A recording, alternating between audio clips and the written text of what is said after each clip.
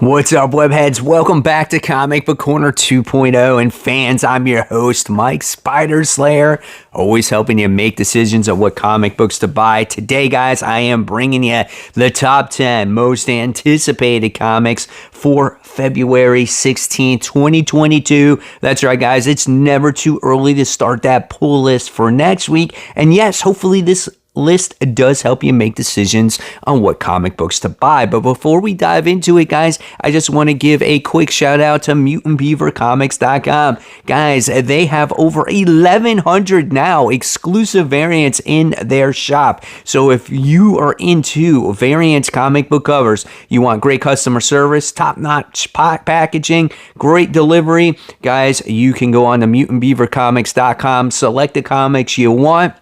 You can use my promo code CORNER10 and you can save 10% on this purchase and future purchases after that. So again, guys, MutantBeaverComics.com.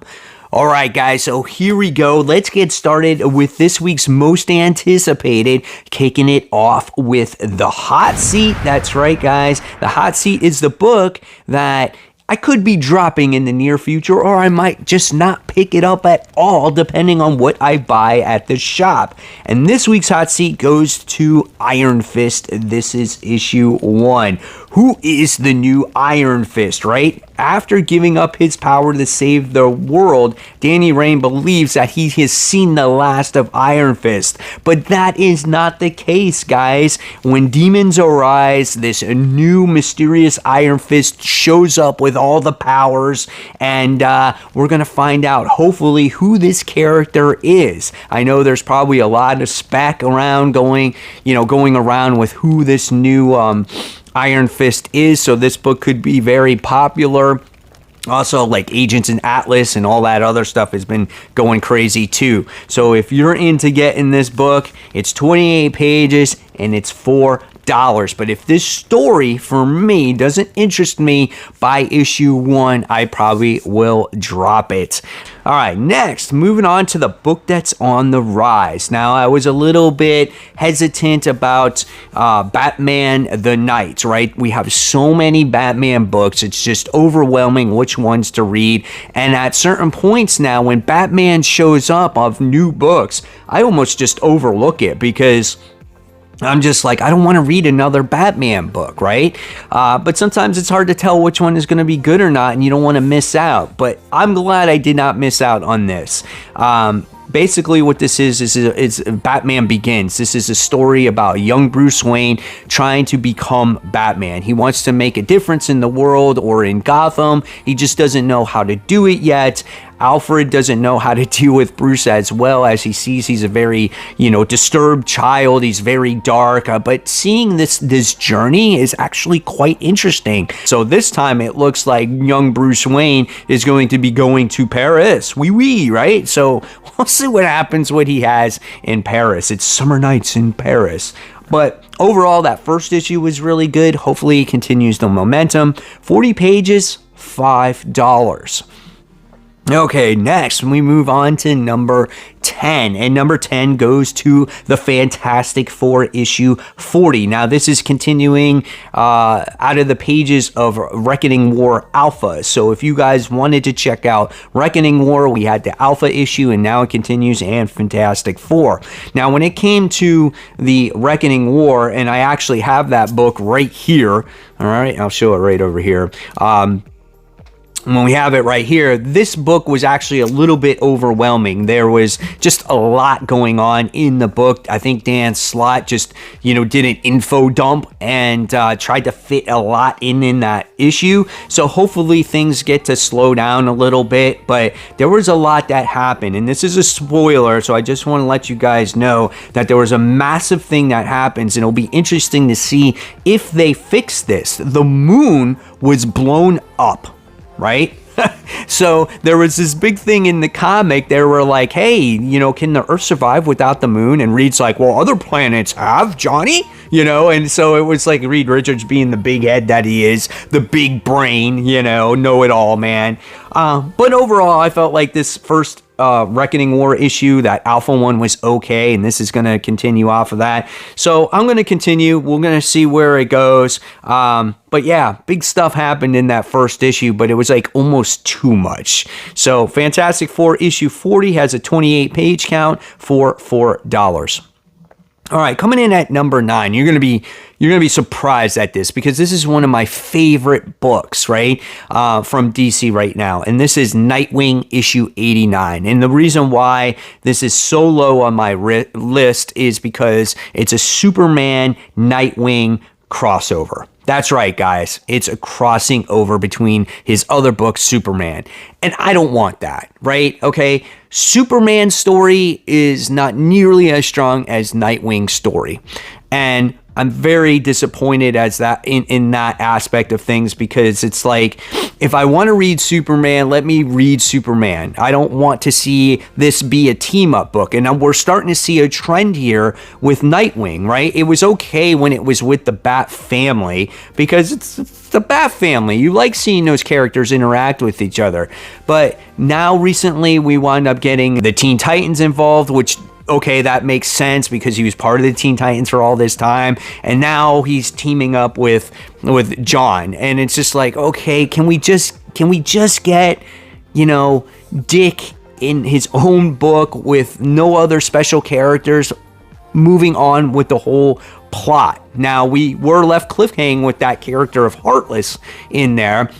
Now, he wants to go after Dick, but again, in order to understand the story that goes on in Nightwing, you're going to have to buy the next issue of Superman, which I'm trying to drop because I'm not enjoying that title nearly as much as I am when it comes to Nightwing. So I hate that shit, dude. And I just don't want him to push the Superman thing on people. It's just like, if I want to read Superman, I'll read Superman. And it has nothing with Superman being bisexual. That's not the issue. It's about the quality of story. There's no direction for that book. So I don't want to read it if I don't have to. All right. So that book is 32 pages, $4. Next, coming in at number 8, we have Spawn issue 327. So this is a pretty cool description here, as you get to see the clown in the front cover. And it says, the war for control of the dead zones enter a new phase as a surprising faction emerges, one that threatens to destabilize Spawn's plans to rid the world of the forces of heaven and hell. So yeah, this book is going in all kinds of crazy directions right now. And Spawn is just a great book with great artwork. It's a lot of fun. I love seeing all the characters in there. We got this heaven health situation going on. You can't beat the price. 24 pages, $3. And even though you sit there and you'll say, hey, that's a 4-page less than most comics out there that charge you $1 more, but I kid you not, guys, they don't short you on the story on those 24 pages. There's a lot of story involved. All right, next, moving on to number 7. We have Dark Ages, issue 5. This is another Tom Taylor book, which I'm quite enjoying. I felt like issue 4 was a little bit of a... I felt like it was a little bit of a stall issue or filler issue, as we get to see our heroes are getting ready to confront Magneto, but in that meantime, we wind up seeing them travel overseas, and they had to fight just a bunch of like Ghost Riders on a pirate ships, and Fing Fang Foom comes through, and we wind up seeing, spoiler here, we wind up seeing Nick Fury, who winds up passes away. And so yes, even though there was a major character that did pass, it just didn't seem like nothing really happened all that much in that issue to progress the story. It was kind of a bridge to get from point A to point B, or to get to that final act, right? Overall, though, this has been a fun story with these characters in this different universe. There always seems like something is at stake, where it's somebody is dying, and it seems like a trend with Tom Taylor's like alternate universe books. There's always some crazy death, right? It's a lot of fun. 28 pages, $4. All right, next, coming in at number 6, we have a really good series, in my opinion, a good weekly Batman event, and this is Detective Comics issue 1053, and this is just the whole story of Arkham Asylum, the new tower that was being built, how it's gone down the shitter. And in the most recent issue, in 1052, we wound up getting to see that story of how the patients have been behaving so well. And it's all because of Psycho Pirate, which I thought was really awesome. And the doctor is the one that winds up recruiting him to take care of all the patients because they've known each other, they're friends, they're con artists, whatever it is. And this is like the biggest con going on. And we get to see cracks in the foundation. And in the most recent issue, it was like Psycho Pirate just passed out and he lost all control of all the patients. And then the patients just lost it. And then he wound up waking up and he wound up putting all the patients back to sleep again. So this is all right before what you saw in that very first issue where the doctor flies off the window and everything went all hell. But you get to see every little event. It just gets more intense as time goes along. It's a really cool book, man. I have a lot of fun reading this one. And, I guess, for a weekly event, I didn't think it was going to be this good. I was the first one to sit there and say, you know what, this one's going to suck. A weekly Batman event, but it's been very consistent. The art's been consistent all the way through. I'm very happy with it. So, yeah, Detective Comics 1053 is definitely a must read. This is 40 pages, and it's a $5 book. Just don't need the backup stories. All right. Next, coming in at number 5, this is Strange Academy issue 16, one of my favorite Marvel titles. Right now, this may not be my favorite issue of the series that might come out that I might be anticipating, but overall, one of my favorite Marvel titles because the one thing is Strange Academy has new characters, right? They've never been tapped to before, so it's limitless of what you can do with these characters, right? That's why we don't enjoy SpiderMan or Captain America or all the characters that we've known for years and years as much anymore, because we're like, oh, someone needs to write them right. Oh, they're writing them all wrong and this and that. But it's very hard because these characters have been around for years and years. And when you have new characters with Strange Academy, it feels fresh, right? It feels exciting. It almost feels like an independent book. And in very many ways, you could have made this an independent book. Instead, though, you have all these new characters and it's got the Marvel feel to it by putting Magic in there and Doctor Strange in there and some of these other characters.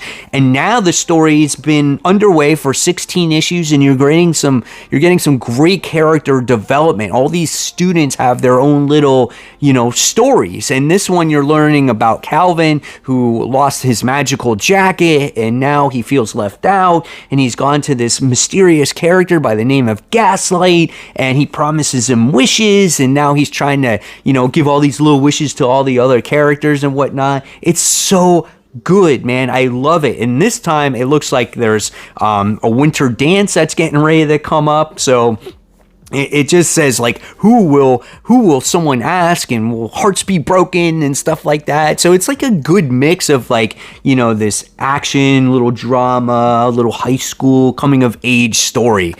I enjoy it. I think it's so good. And we're getting ready for the end of this semester, and then we're going to get a new semester coming out, I think, in August. So Strange Academy issue 16 has 32 pages, and it's $4. Sorry to ramble on about that one, but I do love that series.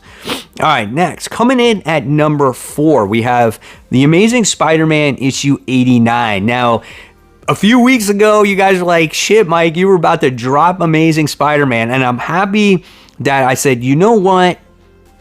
I'm not. I'd be stupid to do that. I've read Spider-Man for years and years and years, never drop it, and we got the introduction to the new Queen Goblin, or Goblin Queen, whatever she is, and I enjoyed it. I loved how like dark and fearless she is, and she winds up getting the powers from Norman Osborn from when Sin Eater released all of his sins. They captured those sins and they put those sins into Queen Goblin. I thought that was pretty neat, you know? And Beyond Corporation is the one that created her, so like they create the villain and they create the good guy, so they have this agenda happening, right? To make them look better. Really interesting. And then we see Ben Reilly, who lost all his memories basically, and he's not the same person that he once was, and it looks like that he doesn't care about everybody. It looks like he only cares for himself based off of what happened in the last issue.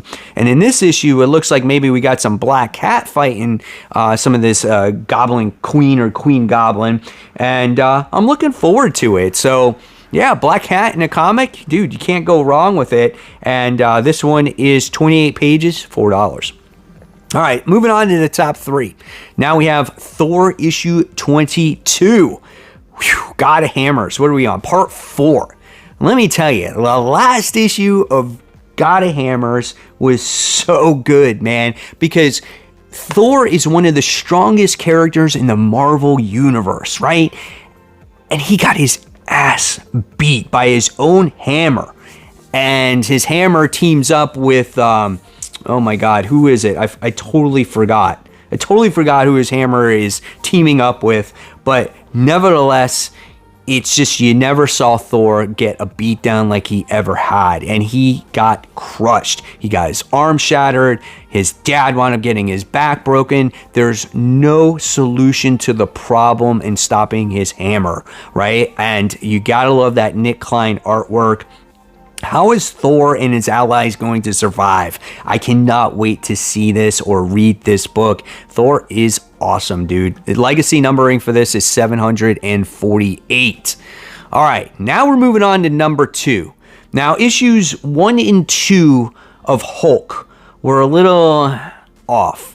3, it was kind of a little weird, you know, talking about all these different Hulks and them being mutated in this alternate universe where there's Bruce Banner is trying to cure them now. But you find out in the last page of the last issue that got you hooked was that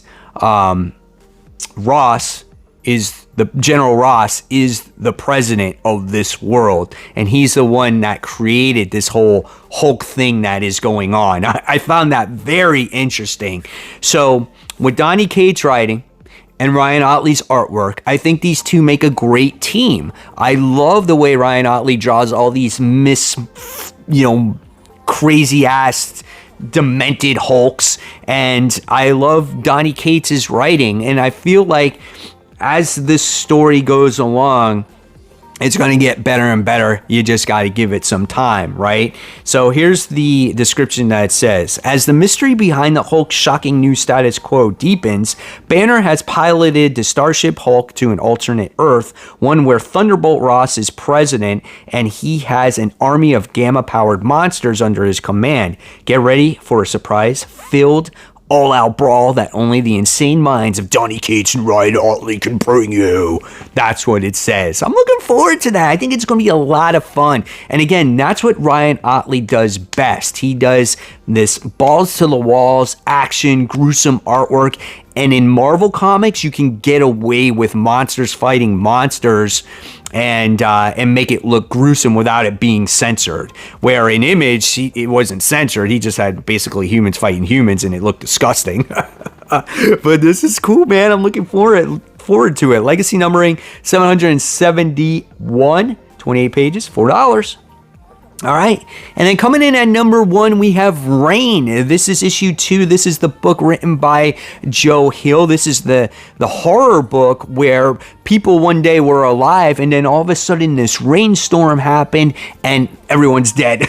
Not everyone, but people that kept solid shelter survived. And we got to see characters introduced to this book that you really felt for, that you cared about right from the beginning.